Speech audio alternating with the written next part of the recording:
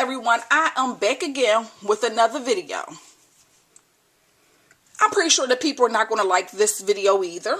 However, I'm going to put it out there. I did a video a while ago about swaps, and I got a lot of response to people, and I think that was like almost like a year ago when I posted that video. It was a long time ago. And I'm back again about swaps.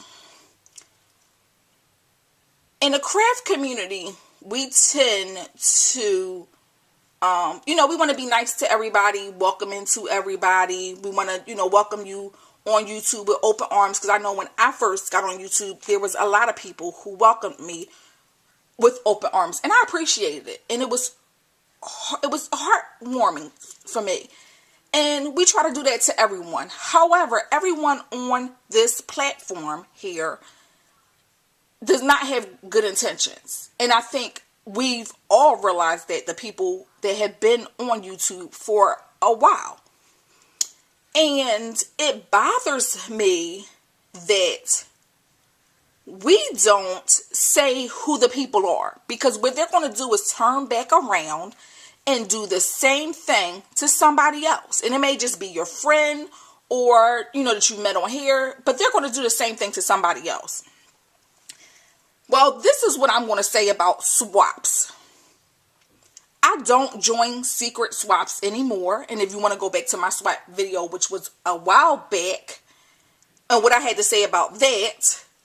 But I don't do secret swaps anymore for that particular reason. But there are other swaps that we do on here. Like it might be an ATC swap. It could be a mini notepad swap, a card swap, sewing pattern swaps, whatever type of swap it is.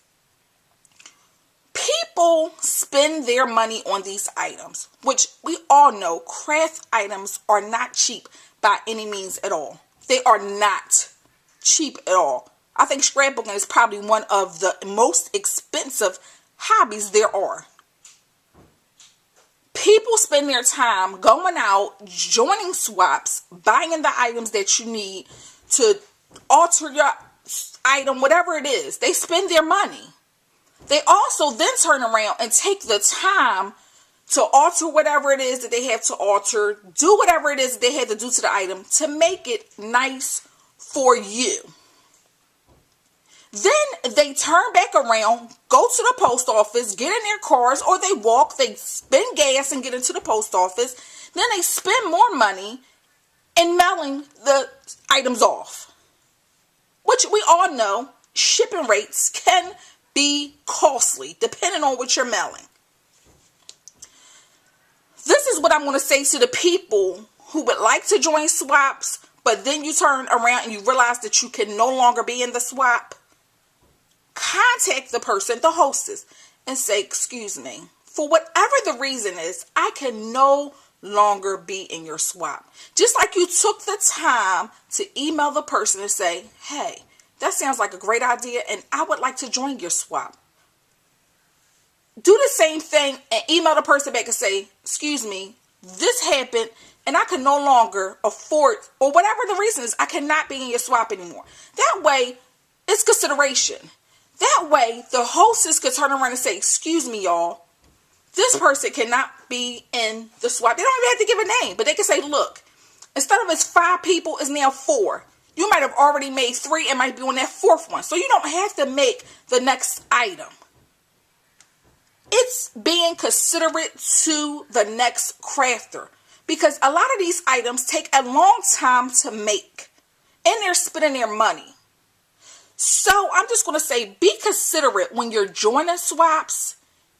You might have great intentions on completing the items, mailing them off, and get them to the person who they need to go to. However, if you can no longer do that anymore, then guess what? Contact the person, be considerate, and say, I can't do it anymore.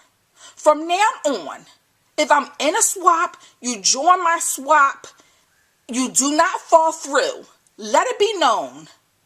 I am going to almost mention your name in every video that I possibly can, saying that you did not fall through with your swap. Promise me I will do that.